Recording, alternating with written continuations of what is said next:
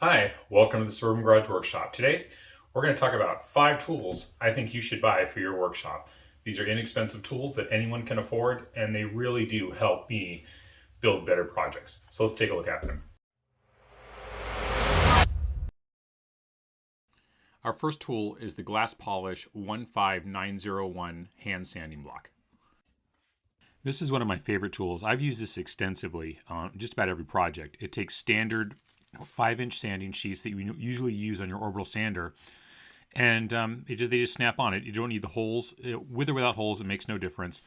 But this is essential when I want to be able to round over edges and do things such as that, where I don't want to use the orbital sander that can be a little too aggressive. This works great.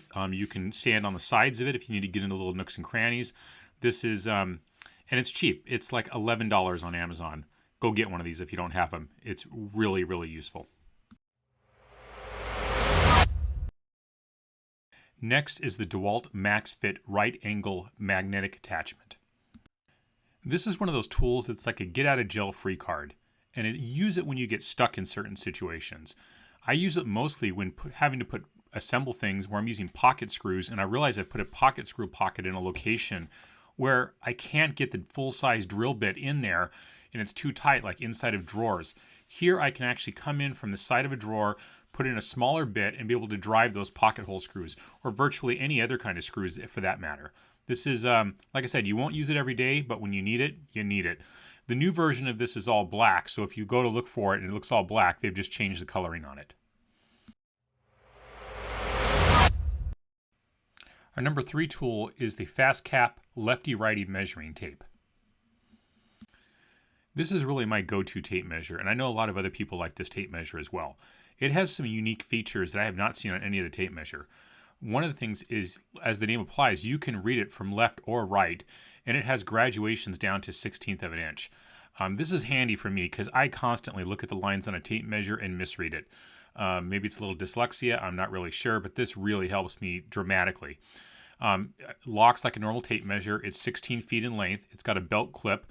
One of the neat things about it, it's got this kind of dry erase section. You can even write on with pencils. So if you have a measurement, you can write it down so you don't forget it. And you can literally just kind of, in this case, I'm just kind of licking my thumb and it'll just wipe right off so you can clean it off. You can also use dry erase markers. It also has a pencil sharpener built into the base. This is a really cool tape measure. I recommend you get one.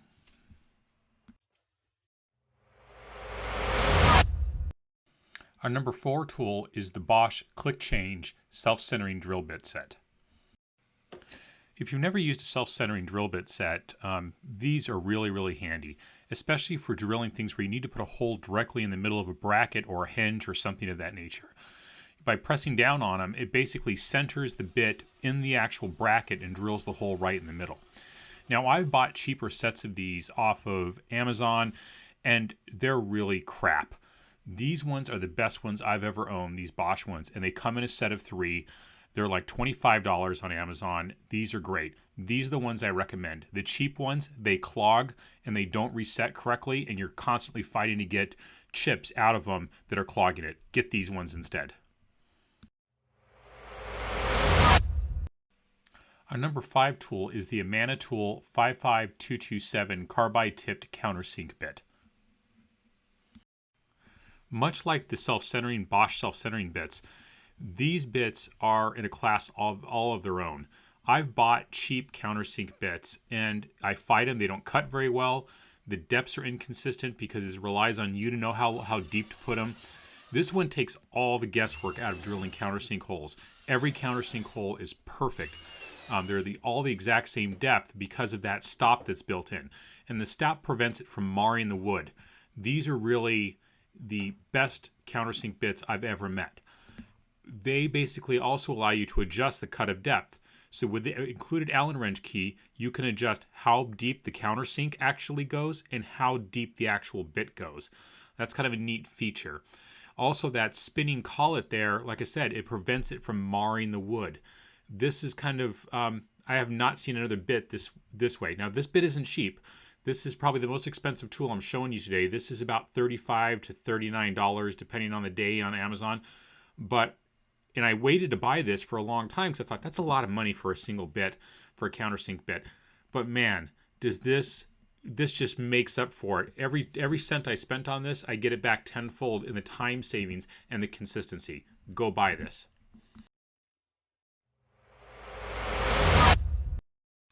So this is my 5 recommended and inexpensive tools. You can pick all of these up on Amazon, and all the links are below. If you want to see more of this, click subscribe, or give me a like, or send me a comment. I like your feedback. Thanks, everybody. Bye.